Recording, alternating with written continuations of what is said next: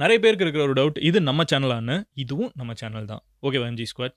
இப்போ வீடியோ பாருங்க. Hello everyone, நான் மதன் கௌரி. பொன்னியின் செல்வன் அப்படிங்கிற ஒரு மிகப்பெரிய கடலை ஒரு சின்ன கடுகுக்குள்ள போட்டு கொடுக்க முடியுமான்னு கேட்டீங்கன்னா கண்டிப்பா முடியாது. இருந்தாலும் அதுக்கான ஒரு சின்ன முயற்சி தான் இந்த வீடியோ. எஸ்பெஷலி இப்ப செக்க சிவந்த வானம் அப்படிங்கிற ஒரு படம், மணிரத்னம் படம் வந்து வரப்போகுது. சோ அவங்க படம் வரப்போகிறதுல வந்து நிறைய பேர் சொல்றது இது வந்து அந்த படம் வந்து பொன்னியின் செல்வனோட கதையை வந்து பேஸ் பண்ண ஒரு படம் தான் அப்படிங்கறத சொல்றாங்க.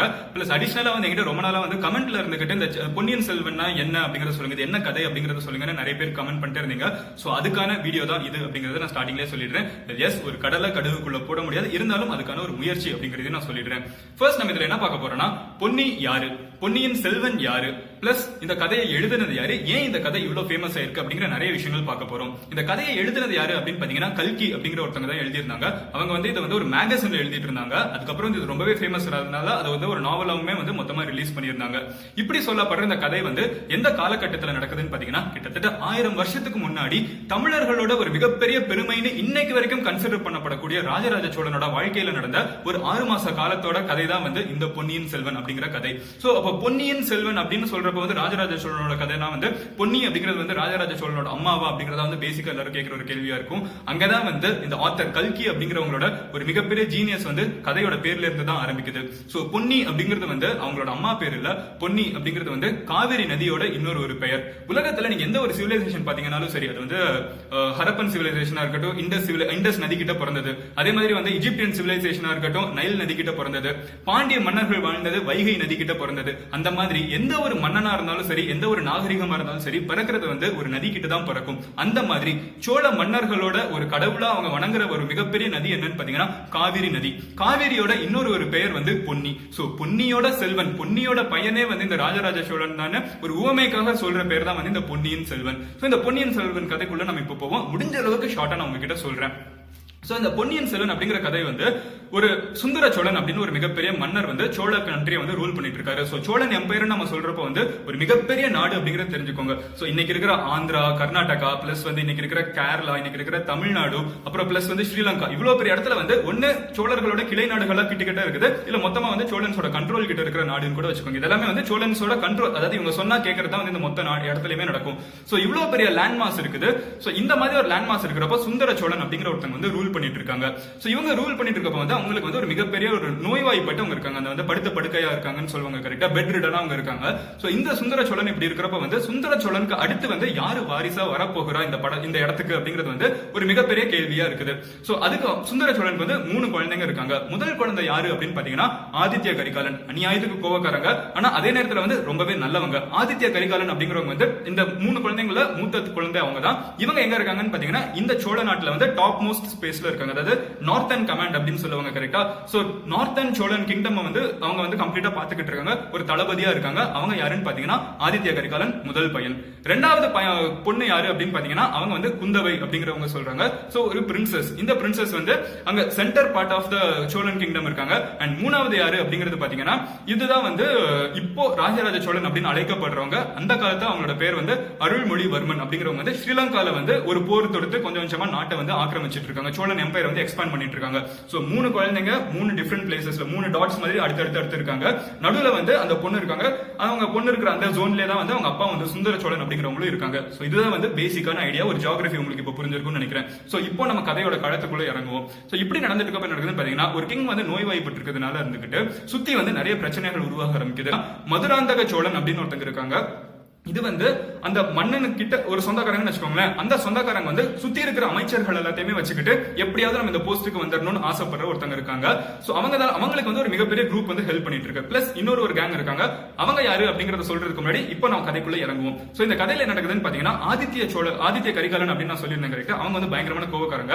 அவங்க வந்து வீரபாண்டியன் அப்படிங்கிற ஒரு மதுரையை சார்ந்த ஒரு மன்னனை வந்து ஒரு சிச்சுவேஷன்ல வந்து இவங்களுக்கு சண்டை வருது. அப்படி சண்டை வரப்ப வந்து அந்த வீரபாண்டியன் அப்படிங்கிறவங்க வந்து துரத்திக்கிட்டு இந்த ஆதித்ய கரிகாலன் வந்து போயிட்டு இருக்காங்க. இந்த வீரபாண்டியன் வந்து என்ன பண்றாங்கன்னா தப்பிச்சு போறதுக்கு இடம் தெரியாம கடைசியில வந்து ஒரு இடத்துக்குள்ள அவங்க போய் நிக்கிறாங்க. அந்த இடத்துக்குள்ள வந்து ஒரு பொண்ணு நந்தினி அப்படிங்கிற ஒரு பொண்ணு வந்து நடுவுல இருந்துகிட்டு வந்து கெஞ்சிரா, தயவு செஞ்சு திடீர்னு விட்டுருங்க, இந்த பொண்ணு இந்த பையனை தயவு செஞ்சு விட்டுருங்க, வீரபாண்டியனை விட்டுருங்க, நான் உங்களுக்கு கெஞ்சி கேட்கிறேன் அப்படின்னு சொல்றாங்க. அப்படி கேட்கிறப்ப வந்து ஆதித்ய கரிகாலன் அப்படிங்கிற மூத்த பையனுக்கு வந்து திடீர்னு அந்த நந்தினி மேல ஒரு அளவு கடந்த ஆசை வருது. ஆனா அதே நேரத்துல பயங்கரமான கோபக்காரன், கரெக்டா? இந்த பொண்ணு என்னதான் கத்துனாலும் பரவாயில்ல அப்படின்னு சொல்லிட்டு அந்த பொண்ணை தள்ளி விட்டுட்டு வீரபாண்டியன் அப்படிங்கிற ஒரு மன்னனோட தலையை வந்து வெட்டி எடுத்துட்டு போயிடுறாங்க. வெட்டி எடுத்துட்டு போனதுல இருந்து நந்தினி வந்து ஒரு சின்ன ப்ராமிஸ் தனக்குள்ளே எடுத்துக்கிறா. ஓ நீ வந்து இந்த வீரபாண்டியன் அப்படிங்கிறவங்க வந்து நீ சாகடிச்சிட்டல, இதுக்கு நான் உனக்கு பழி வாங்குறேன் அப்படின்னு சொல்லிட்டு இந்த நந்தினி அப்படிங்கிறவங்க வந்து ஒரு சின்ன வெஞ்சன்ஸ் வந்து இந்த ஆதித்ய கரிகாலன் மேல இருக்கு. சோ அவங்க டிசைட் பண்றாங்க, இந்த ஆதித்ய கரிகாலன் நம்ம பழி வாங்கணும்னா வெளியே இருந்து ஒரு சாதாரண பொண்ணை நம்ம பழி வாங்க முடியாது. இந்த சோழன் எம்பையர் வந்து ஒரு பெரிய சோழன் அப்படிங்கிற ஒரு தலைவனத்தோட தானே இந்த ஆதித்ய கரிகாலன் இப்படி பண்ணா, அவனோட குடும்பத்துக்குள்ளே நம்ம போய் தான் வந்து இவனை கொல்ல முடியும் அப்படிங்கிறதுக்காக வந்து அவங்க வந்து ஒருத்தங்களை வந்து கல்யாணம் பண்றாங்க. அந்த ஒரு ராயல் ஃபேமிலி அப்படின்னு சொல்லுவாங்கல்ல, அவங்கள ஒருத்தங்களை கல்யாணம் பண்றாங்க. கல்யாணம் பண்ணிட்டு எப்படியாவது இந்த ஆதித்ய கரிகாலனை வந்து கொல்லணும் அப்படிங்கறத வந்து பிளான் பண்றாங்க. சோ இப்ப 2 பேர் வந்து சுந்தர சோழன் அப்படிங்கிறவங்களையும் சாகடிக்கணும், ஆதித்ய கரிகாலன் அப்படிங்கிறவங்களையும் சாகடிக்கணும்னு வந்து 2 கேங் ஃபார்ம் ஆயிருக்கு. ஒன்னு வந்து அந்த மதுராந்தக சோழன், அவங்க சொந்தக்காரங்க ஒருத்தங்க இருந்துகிட்டு எப்படியாவது இந்த கிங்க சாகடிச்சோட நம்ம தான் அடுத்து கிங் ஆகும் அப்படின்னு சொல்லி பிளான் பண்ணிட்டு இருக்காங்க. இன்னொருத்தங்க நந்தினி அப்படிங்கிறவங்க இருந்துகிட்டு இந்த வீரபாண்டியனை கொண்டதுக்காக பாண்டியர்களோட ஹெல்ப்போட, பாண்டியன் கண்ட்ரில இருக்காங்க ஆப்வியஸா கோவப்படுவாங்க கரெக்டா. சோ இந்த மதுரையில இருக்கிற பாண்டியர்களோட ஹெல்ப்போட எப்படியாவது வந்து இவங்களை போட்டு தள்ளிடணும், ஆதித்ய கரிகாலனை போட்டு தள்ளணும்னு சொல்லி ஒரு பிளான் நடக்க ஆரம்பிக்குது. இந்த பிளான் வந்து நடுவுல ஒருத்தங்களுக்கு தெரிய வருது. சோ அவங்க யாருன்னு பாத்தீங்கன்னா வந்தியத்தேவன் அப்படிங்கிற ஒருத்தங்களுக்கு வந்து இந்த பிளான் எல்லாம் தெரிய வருது. சோ வந்தியத்தேவன் அப்படிங்கிறவங்க வந்து ஆதித்ய கரிகாலனோட ஒரு மிகப்பெரிய ஃப்ரெண்டு. சோ உடனே போய் ஃப்ரெண்டு கிட்ட சொல்றாங்க, மச்சான் இந்த மாதிரி வந்து பிளான் பண்ணிருக்காங்க, நம்ம ஏதாவது பண்ணணும், இவங்க எல்லாம் தடுத்து நிறுத்தணும், நியாயமா யாரு போஸ்ட்டுக்கு வரணுமோ அவங்க தான் வரணும் அப்படிங்கறத சொல்றாங்க. சோ அவங்க பதிலுக்கு சொல்றாங்க, உனக்கு வந்து நான் 2 நியூஸ் கொடுக்குறேன், அந்த 2 ஓலையை போய் நீ வந்து கரெக்டா கொடுத்துரு அப்படிங்கறத சொல்றாங்க. யார் யார் கிட்டனா, ஒன்னு வந்து சுந்தர சோழன் என்னோட அப்பா கிட்ட போய் கொடுத்துரு, ரெண்டாவது வந்து குந்தவை என்னோட வந்து தங்கச்சி கிட்ட போய் கொடுத்துரு அப்படிங்கறது வந்து ஆதித்ய கரிகாலன் சொல்றாங்க. சொல்லி முடிச்சுட்டு 2 ஓலைகளை கொடுத்துட்டு வந்து அனுப்பிச்சு விடுறாங்க இந்த வந்தியத்தேவனை. வந்தியத்தேவன் வந்து போகிற வழியில வந்து எப்படி சோழ நாடு இருக்குதுங்கிறத வந்து அவங்க பாத்துக்கிட்டே போறாங்க. அந்த பொன்னி நதி எப்படி இருக்குது அப்படிங்கறத பாக்குறாங்க, சுத்தி இருக்கிற மக்களோட வாழ்க்கை வந்து எப்படி இருக்குதுங்கிறத பாக்குறாங்க. சோ இதெல்லாம் பார்த்துட்டு கொஞ்சம் கொஞ்சமா அவங்களும் போய்கிட்டே இருக்காங்க. இப்படி போயிட்டு இருக்கிறப்ப வந்து ஃபைனலி இந்த நியூஸ் போய் அவங்க 2 பேர்கிட்ட கொடுக்குறாங்க.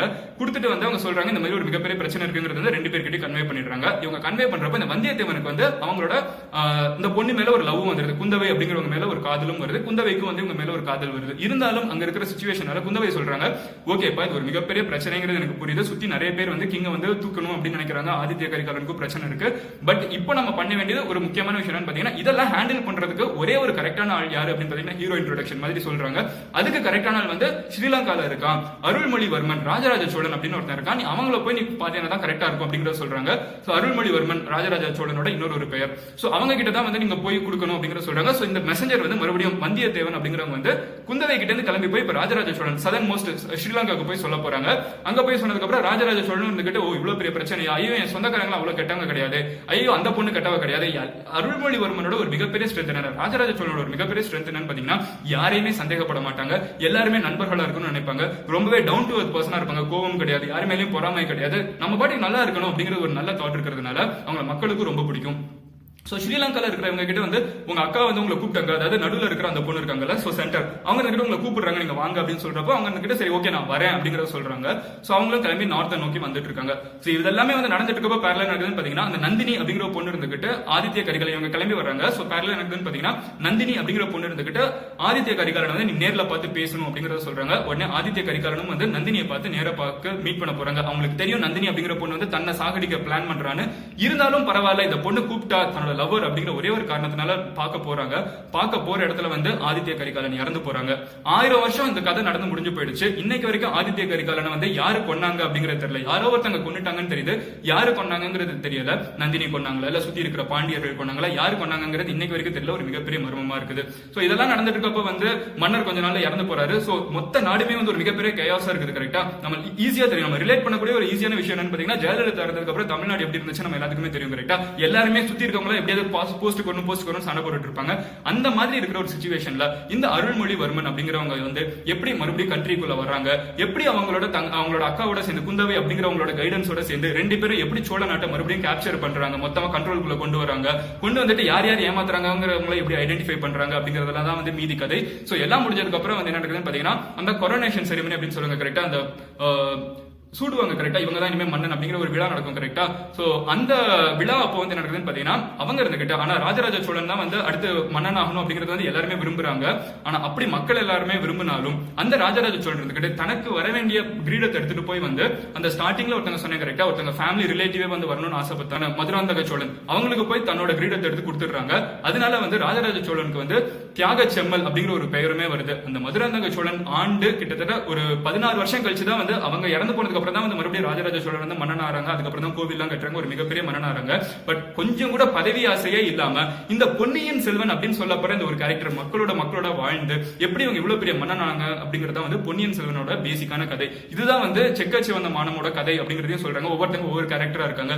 ஆனா இந்த மொத்த பொன்னியின் செல்வன் கதையோட ஆக்சுவல் ஹீரோ, இது பேசிக்கா இந்த கதையை கேட்டப்ப வந்து கண்டிப்பா ராஜராஜ சோழன் ஹீரோவா தெரிஞ்சிருக்கும். பட் இந்த கதை வந்து யாரு கூட டிராவல் ஆகுது அப்படின்னு பாத்தீங்கன்னா வந்தியத்தேவன் அப்படிங்கிற ஒரு கேரக்டர் கூட தான் டிராவல் ஆகுது. அவங்க தான் ஒவ்வொரு இடத்துக்கும் போகிறப்ப ஒவ்வொரு கேரக்டர் இன்ட்ரோடக்ஷன் நடக்குது, ஒவ்வொருத்தவங்களோட பேக் ஸ்டோரி தெரியுது, மர்மங்கள் நிறைய நிறைஞ்சிருக்கு. சோ இந்த மாதிரி நிறைய விஷயங்கள் சேர்ந்திருக்கிறதுனால பொன்னியின் செல்வன் வந்து இன்னைக்கு வரைக்கும் ஒரு கேம் ஆஃப் த்ரோன்ஸா இருக்கட்டும், மகாபாரதமா இருக்கட்டும், அதெல்லாம் விட ஒரு ரொம்பவே வந்து சிறப்பு மிக்க ஒரு நாவலா வந்து இன்னைக்கு வரைக்கும் கன்சிடர் பண்ணப்படக்கூடிய ஒரு விஷயமா இருக்குது. சோ அதுதான் நான் உங்ககிட்ட சொல்ல நினைச்சோம். சோ பேசிக்கா அதை கேட்டு முடிச்சோம், உங்களுக்கு ஒரு இன்ட்ரெஸ்ட் வந்திருக்கும்னு நினைக்கிறேன். பொன்னியின் செல்வன் நானும் வாசிக்கணும்னு ஆசைப்படுறேன். நிறைய கேரக்டர்ஸ் கண்டிப்பா இந்த வீடியோ நீங்க ஒரு டைம் கேட்டீங்கன்னா வந்து உங்களுக்கு ஒரு கதை புரிஞ்சிருக்காது. 4-5 தடவை மறுபடியும் ரீப்ளே பண்ணீங்கன்னா தான் உங்களுக்கு இந்த கதை புரியும். ஏன்னா அவ்வளவு காம்ப்ளிகேட்டடான விஷயத்தை ஒரு புக்ல அவங்க அடக்கி கொடுத்திருக்காங்கிறதே ஒரு மிகப்பெரிய விஷயம். அண்ட் எல்லாத்தையும் விட ரொம்ப முக்கியமான விஷயம் என்னன்னு பாத்தீங்கன்னா, நம்ம எதோ மன்னர்களை பத்தி நிறைய தெரிஞ்சுக்கிறோம். நம்ம ஊர்ல வாழ்ந்த மன்னர்கள் எவ்வளவு பண்ணிருக்காங்கிறது தெரிஞ்சுக்கிறது நம்ம நாவலை பார்த்து தெரிஞ்சுக்க வேண்டியது இருக்கு. நியாயமா பார்த்தா இதெல்லாம் வந்து நம்மளோட டெக்ஸ்ட் புக்லயும் ப்ரோஸ்லயும் வர வேண்டிய விஷயங்கள் கரெக்டா. பட் அதுலலாம் வரவ நம்ம நாவலை பத்தி வச்சு தான் வந்து நம்மளோட சோழ மன்னர்களை பத்தி தெரிஞ்சுக்கணுங்கிறது ஒரு மிகப்பெரிய கஷ்டமா இருக்கு. எனிவே அதுதான் நம்ம இப்போ இருக்க நிலைமை. சோ இதை பத்தி நான் உங்ககிட்ட ஒரு சாட்டிஸ்ஃபைட் எக்ஸ்பிளனேஷன் கொடுத்திருக்கேன்னு நினைக்கிறேன். அண்ட் இந்த மாதிரி வேற ஏதாவது டாபிக் நான் பேசணும்னு சொல்லி நீங்க கமெண்ட்ல லீவ் பண்ணுங்க. அண்ட் செக்க சிவந்த மானம் படத்துல வந்து யாரோட கேரக்டரா இருப்பாங்க நீங்க நினைக்கிறீங்கிறத வந்து மேட்ச் பண்ணி கமெண்ட்ல லீவ் பண்ணுங்க. அண்ட் வேற ஏதாவது நாவல் பத்தி நான் பேசணும்னு சொல்லி நீங்க கமெண்ட்ல லீவ் பண்ணுங்க. நீங்க பர்சனலா எங்கயாவது என்ன ஃபாலோ பண்ண நினைச்சீங்கன்னா எந்த சோஷியல் மீடியாவை ஃபாலோ பண்ணலாம். So see you next video. Until then, bye. Signing off here. Cheers.